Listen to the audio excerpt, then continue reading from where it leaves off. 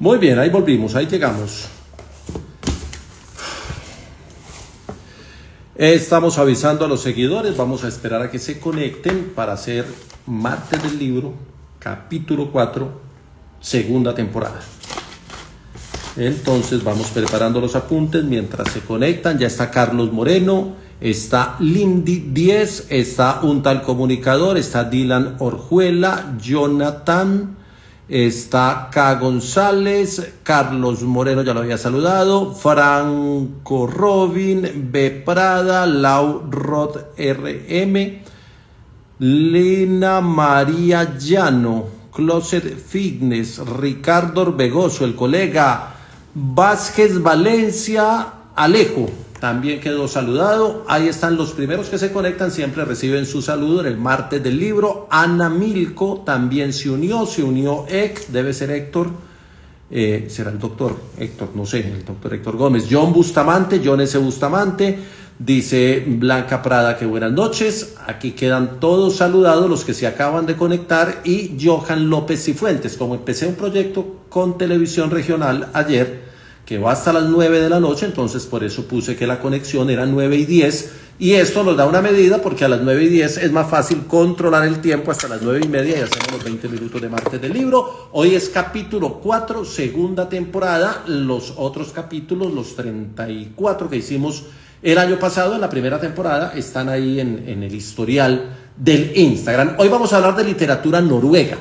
Y de literatura noruega quisiera decir varias cosas antes de presentarles la obra que vamos a trabajar, porque la literatura noruega, uno podría decir, es relativamente nueva por un asunto geopolítico. Recuerden que Noruega estuvo adjunta al reino de Dinamarca hasta 1814, luego estuvo unida a Suecia hasta 1905. Entonces, si vamos a hablar de literatura noruega como la Noruega de hoy, habría que hablar de la literatura apenas de un siglo. Obviamente, las raíces, los antecedentes y toda la corriente literaria de Noruega hay que remontarla a siglos atrás, porque así estuvieran adscritos a otro reino y a otra nación, pues tuvieron su producción literaria con una literatura nórdica, escandinava, que de pronto nosotros los latinos no conocemos mucho, pero hay que ver que ellos ya tienen varios premios Nobel de literatura. Nosotros tenemos el de García Márquez, y esto pues ya los pone en el panorama de la literatura.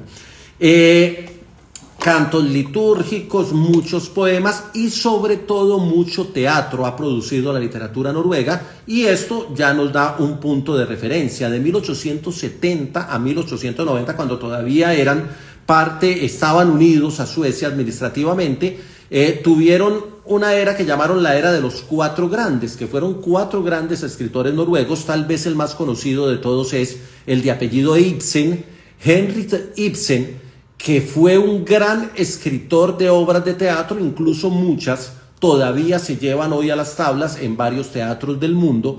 Casa de Muñecas, La Casa de Muñecas es tal vez su obra más conocida, y creo que es la que le da renombre a Ibsen en el panorama mundial, aunque escribió muchas obras de teatro. Está Björnson, está Jonas Lie, está Alexander Kielland. Son los cuatro grandes, así los llamaron, que fueron autores entre 1870 y 1890 que tuvieron su producción. Ya como Noruega, como país independiente a partir de 1905, tuvieron un primer premio Nobel de apellido Knud Hamsun, que fue Nobel en 1920, con una obra, con muchas obras, pero una obra en particular que es Hambre, Pan y Misterios. Y esa obra, Hambre, Pan y Misterios, abrió una línea temática en la literatura noruega que tiene que ver con la realidad social, con una crítica social profunda. Luego le dan el Nobel en 1928 a una dama, a Sigrid Undset, que escribe una trilogía, que se llama Kristina Lavransdatter, que también tiene un toque muy hacia el tema de la mujer, de la liberación femenina, del feminismo. Ahí hay unas líneas muy importantes, yo algo leí de ella en ese sentido, y creo que vale la pena. Y por allá en 1991, Justin Gardner publica El Mundo de Sofía, que es una obra que todavía hoy sigue siendo un referente para la literatura infantil, para leerle a los niños, para trabajar con los niños en las escuelas. Entonces esta es como la referencia a la literatura noruega. Hoy traigo al Premio Nobel de Literatura del 2023. El año pasado el Nobel de Literatura se lo entregaron a un noruego, no muy conocido en el lado nuestro, en Occidente, pero un escritor muy importante para el mundo de las letras. Su nombre es Jon Fosse.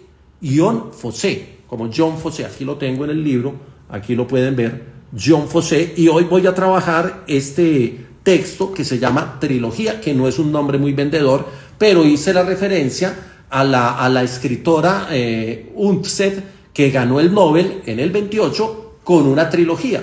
La trilogía es hacer 3 obras, juntarlas y hacer que encajen, no es solo juntarlas, hacer que encajen y que tengan una misma línea editorial para que se conviertan en una sola obra. Fosse nació en Haugesund, que es un fiordo al norte de Noruega, y es uno de los grandes escritores de teatro. Entonces ahí ya encontramos esos nexos, esas líneas que nos van permitiendo entender un poquito esa literatura noruega. Es un gran escritor de teatro, sus obras tienen más de 1000 montajes teatrales en todo el mundo, tiene 55 obras de teatro, muchas más de poesía, de novela, de ensayo, pero tiene su gran producción en literatura hecha para las tablas, hecha para teatro, y no es muy común que por el trabajo literario para el teatro le den el Nobel de Literatura a un escritor, y él tiene esta virtud.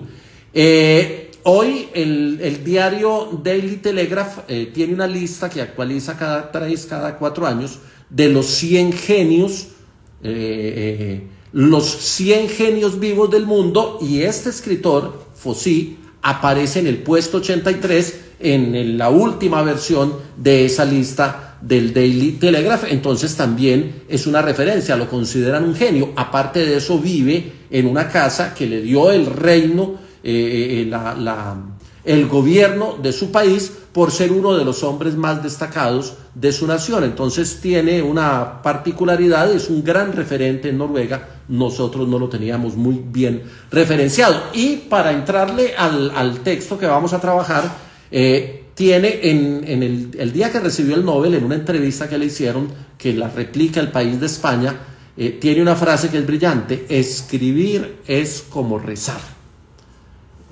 Va más allá la reflexión, pero ese escribir es como rezar hace referencia como al tema del ritual de la escritura, porque para él escribir es un ritual, necesita un ritual para hacerlo, a un tema místico, a un tema espiritual que no solo aplica para el escritor, sino que aplica también para el lector. Entonces, recomendación: quien vaya a leer a Jon Fosse, por favor, hay que hacerlo en una mirada un poquito más allá de la lectura para comprender. Esto es una lectura para la reflexión y creo que para alimentar el espíritu. Muy bien, trilogía. Lo primero que quiero decir es que esta edición, que la publica Seix Barral en el editorial de Conatus, miren la portada.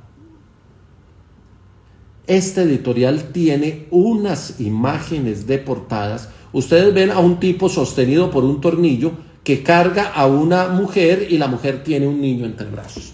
Es la historia que está en el libro, pero lo que me gusta es la manera como la representan visualmente, que me parece muy interesante. Digamos que trilogía tiene una particularidad, y es que son 3 obras que fueron escritas en diferentes momentos, que fueron presentadas cada una como una pequeña novela, pero que luego se juntan y establecen la trilogía, porque la segunda es como la continuación de la primera y la tercera es como la continuación de la segunda. Cuando uno lee el texto ya en trilogía, uno lo lee como un texto único, pero podrían ser 3 historias diferentes. Aparte pues de la portada, y creo que tiene ese apunte. Las 3 historias que tiene, una se llama Vigilia, el otro se llama Los sueños de Olaf, y la tercera se llama Desaliento. Voy a contar rápidamente porque tiene muchos hilos y muchas cosas de las que se puede hablar de trilogía, pero voy a decir como una cosa que es fundamental. Yo sé que hay una dificultad grande para nosotros entender la literatura noruega, porque las traducciones al español de un idioma nórdico a veces no es tan fácil de hacer y a veces no es tan fácil de comprender, y ahí ya hay una primera barrera. Lo segundo es que John Fosse es un atrevido desafiante de las normas gramaticales y de las normas de escritura. Entonces, cuando escribe estas tres obras, que repito, las presenta como una sola porque tienen continuidad en la historia, no usa muchos signos de puntuación, usa muchos diálogos, pero no tiene como los guiones, que es el carácter que uno utiliza como para poner las intervenciones de los personajes. Hace los párrafos de corrido, entonces uno se pierde, y aparte de eso utiliza recursos de figuras literarias, donde lo más particular es que él va contando la historia de una persona que está en un barco navegando, y a renglón seguido, es decir, en la misma línea, empieza a contar algo que ocurrió en el mar, en un barco, en un momento del pasado, y luego, en un momento cualquiera, regresa a la historia original. Entonces no respeta como la línea temporal, la cronología de contar el antes, el durante y el después, sino que te va contando un presente que se convierte en una historia del pasado, y esa historia del pasado desemboca en una historia nuevamente del presente. Entonces a veces uno se confunde porque uno está enseñado a esa cronología. Entonces hay que tener cuidado con eso, aparte de la dificultad natural. Yo creo que valdría la pena, es que no, bueno, quisiera de pronto leer, miren,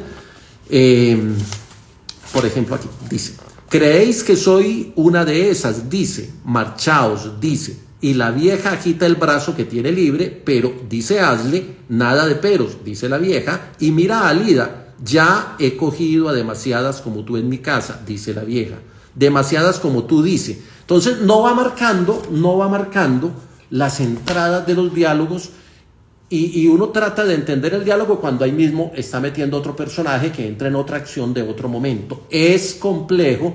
Yo creo que algunos, si se atreven, podrían renunciar por la forma. Es decir, la forma es muy distinta y es un Nobel.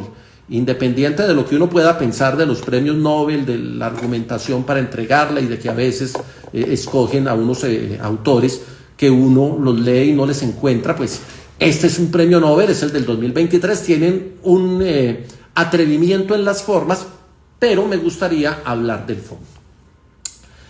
¿Qué es trilogía? ¿O cuáles son las historias de trilogía? Entonces tiene tres historias. La primera es Vigilia. Hay dos personajes, son una pareja. Asle es el varón, Alida es la dama, que van a tener un hijo que se llama, lo van a bautizar Sigvald.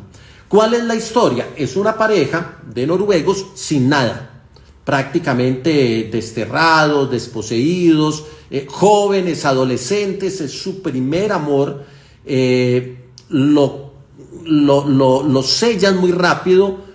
Ella queda en embarazo, pelea con la mamá porque ha tenido dificultades con la mamá, él está huérfano, está viviendo en un sitio que aparentemente era de su papá, pero luego aparece alguien que reclama ese sitio y dice que era que su padre era el verdadero dueño. Finalmente a él lo sacan de la pequeña casita en la que vivía y no le queda otra sino de echarse a la mar. Entonces, echarse a la mar es montarse en un barco con su pareja, aguantando hambre, con las inclemencias que significa montarse en una pequeña barca y lanzarse a la aventura en el mar para irse a otra ciudad. Esa es la historia. Entonces es una historia cruda, triste, de pobreza, de falta de recursos, de ver cómo la gente cuando no tiene nada pues se la tiene que inventar y se van en el mar. Ellos estaban viviendo en Dilja, que es una población noruega, y se van a Bjørgvin, que es un puerto mucho más grande, un fiordo grande en Noruega, donde hay más comercio y donde, piensa Asle, van a encontrar vivienda. Cuando llegan a Bjørgvin sin nada, con el hijo, con el embarazo, ella va embarazada, el hijo lo tienen ahí, y con dos ataditos de ropa, que es lo que llevan porque no tienen nada más.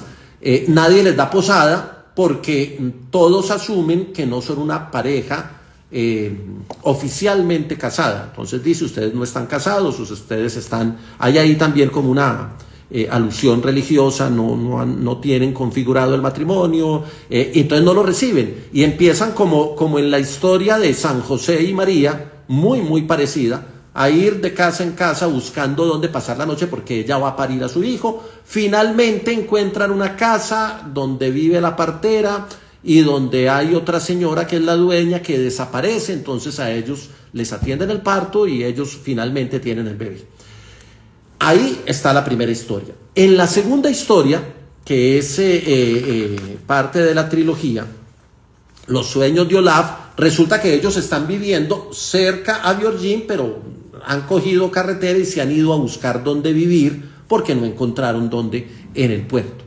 Resulta que se cambian los nombres, entonces ya uno empieza como a hilar porque el escritor le va dando a uno pistas, uno como hilar porque se cambiaron los nombres, porque tienen otra identidad, pero son los mismos personajes, están viviendo con el hijo en una casa que encontraron vacía en una población cercana a Björgvin. Resulta que Asle, que es el protagonista, quiere venir a Björgvin a comprar los anillos para entregarle a su amada, para que ya no los cuestionen tanto por aquello de no haber configurado un matrimonio formal.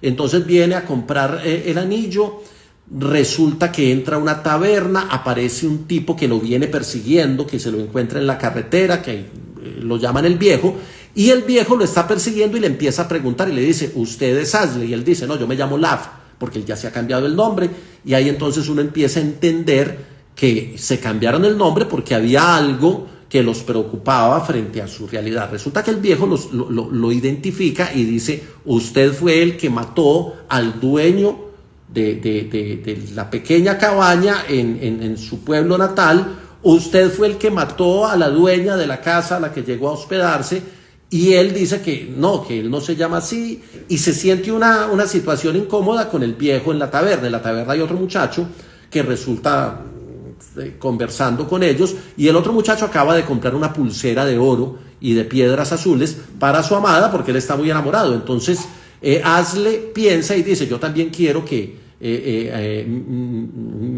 mi pareja Alida tenga una pulsera de esas, después compraré las argollas, y decide comprar la pulsera. Entonces el viejo lo persigue, él lo elude, va y compra la pulsera, la consigue más barata porque no tenía mucho dinero. Luego, cuando ya él vuelve a la taberna a tomarse otra cerveza para irse, para volver donde su pareja y donde su hijo, el viejo lo persigue y él termina enredado ahí con una prostituta, con la dueña de una casa y con el viejo que resulta ser el papá de la rubia que ejerce la prostitución, y el viejo lo hace capturar y finalmente lo hace llevar a la horca y lo cuelgan. Y lo cuelgan porque está acusado de 2 asesinatos.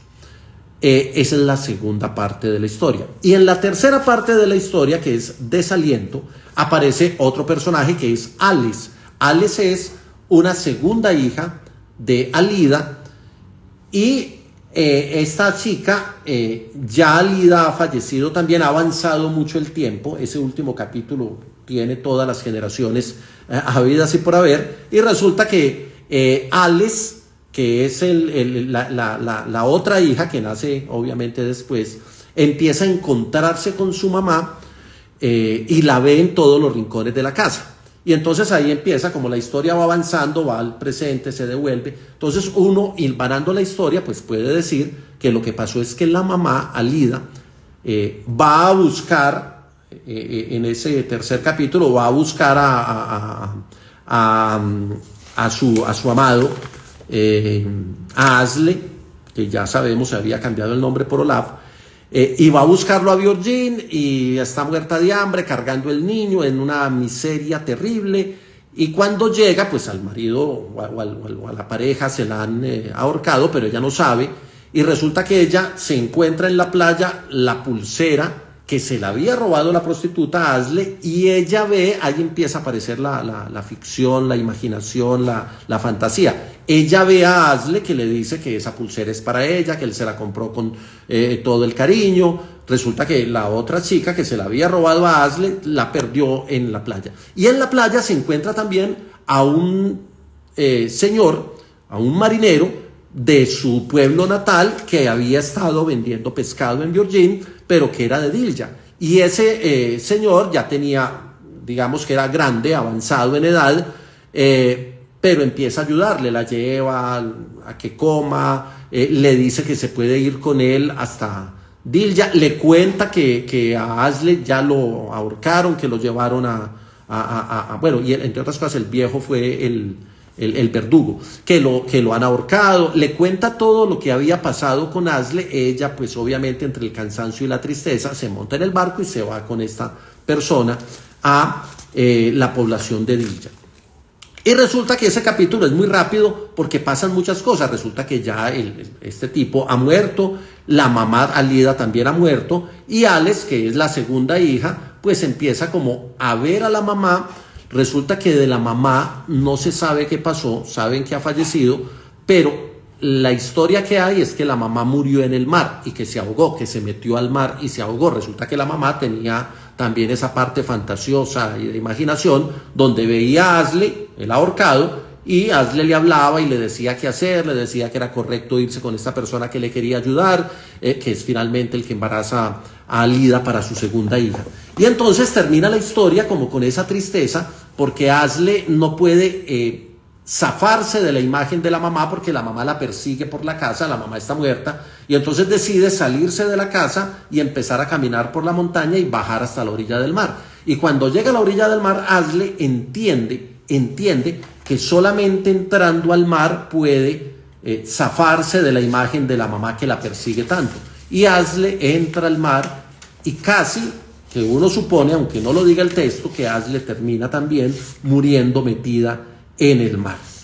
Es una historia que termina así triste, pero que tiene, bueno, y hay una parte, en esa parte final, que es muy interesante porque Asle empieza como a contar su historia y aparece el narrador. Hay un narrador en la historia que aparece por momentos, que empieza a contar las generaciones que vienen. Dice que Asle tuvo varios hijos, que uno de los hijos tuvo otros hijos, y como en una cuarta o quinta generación aparece en el relato que uno de los bisnietos de Asle se llama Ion.